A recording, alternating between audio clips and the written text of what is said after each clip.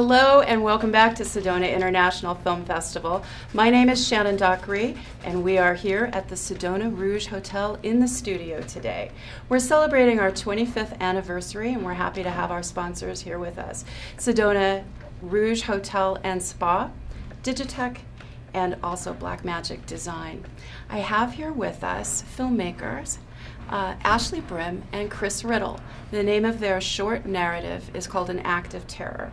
Ashley, welcome. Go ahead and introduce yourselves and tell us a little bit about your film. Hi, thank you. My name's Ashley Brim. I'm the co-writer, director, and one of the producers of An Act of Terror. And I'm Chris Riddle. I'm one of the producers of An Act of Terror.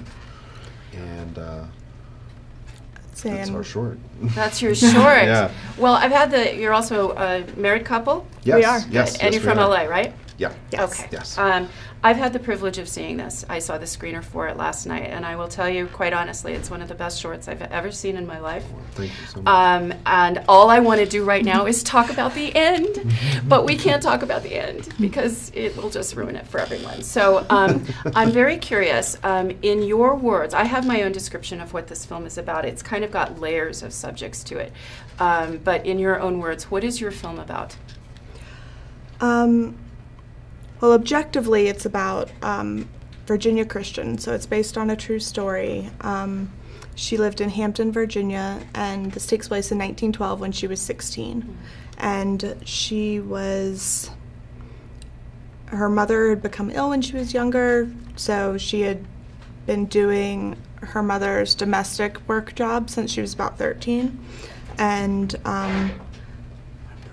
but the impetus, or sort of the inciting incident of the film, is when she goes to a job that she'd already quit because she had been routinely accused of stealing and stuff like that, and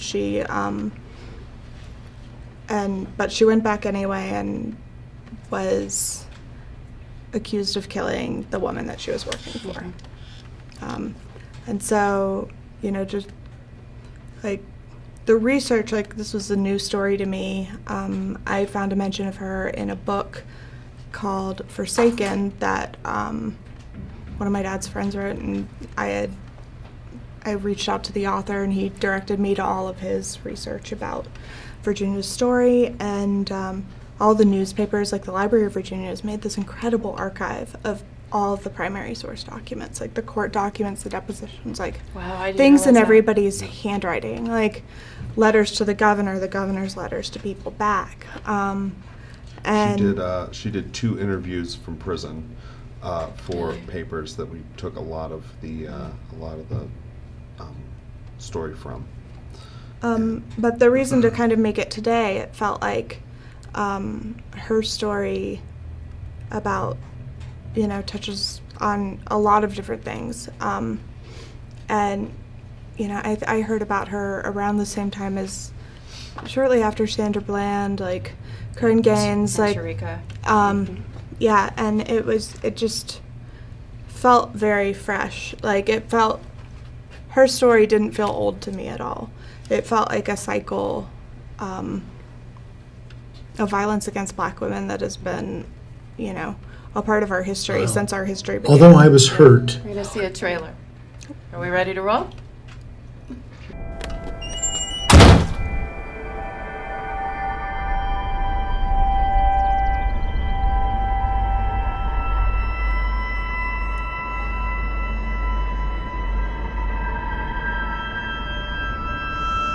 My story don't matter. No evidence gonna change that. Yeah, And the Olivia cast. is amazing. Olivia, Tanya, and Karen, right? Yes. Three main actresses in this short. Yeah. And the atmosphere of this that you created in the cinematography, it puts you there. It puts you in those courtrooms. Again, we can't talk about the ending, but I'm curious. Now, you filmed this in the South, right? Mm-hmm. Yeah. Okay. Yeah. And as I don't know if you saw in that trailer, but this is award-winning across the boards. This audience awards across. But my question is, because it's such a sensitive subject right now, and always has been, what is the difference as you move from state to state? What are you seeing in the audience reactions or any kind of variation as you move this from state to state across our country? I mean, we've really gotten, the feedback has been universally really welcoming. We were, every time you sort of wonder, I mean, there's graphic violence in the film, and it does not shy away from having a real take on what white supremacy how it exists in our culture, and so it's surprisingly not. I think maybe because it's so short and like pretty concise, that I would have thought it would have been a lot more triggering in terms of sort of, especially at film festivals that have predominantly white audiences, of sort of a white fragility like we do. Like, that is the white supremacy is the villain of the film, and the culture of that town and the culture of their institutions. And so, but we've really been well received. I mean, we premiered in Charlottesville in 2017, and at the Virginia Film Festival and took home an Audience Award. Yeah.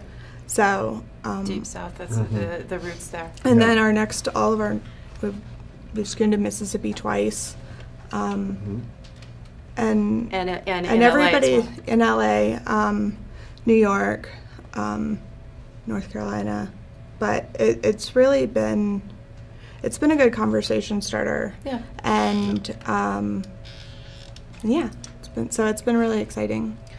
Where are you headed next? Let's see. We're doing on Friday we're screening here, and we're also screening at the Chicago Feminist Film Festival. Then we're going to New York to do Socially Relevant Film Festival. After that, Rock Hill in South Carolina. So you've got quite a tour. Yeah, we've got a lot. Yeah. We've got a lot Good going luck with us. Do we want to run the trailer again? Let's try. Let's try. Okay. She Why not? says. The powers that be.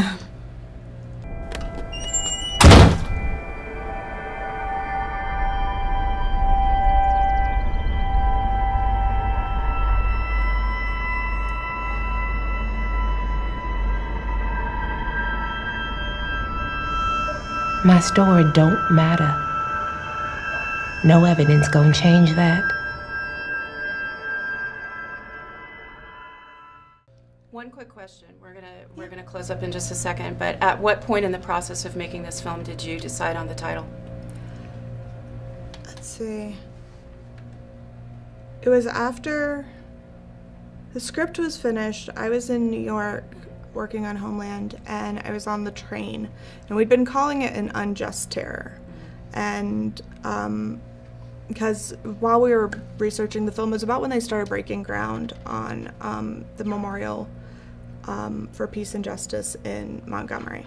And so we were thinking about lynching, we were thinking about that as acts of terrorism, and unjust terror was the title for a really long time. I think it's still, like, I'll see it like in our website. I think the title of the film is flawless, and I think you really, it's quite poignant. It's a beautiful film. Going forward, how can folks find you? How can our viewers find you? Do you have a website? Do you have social media?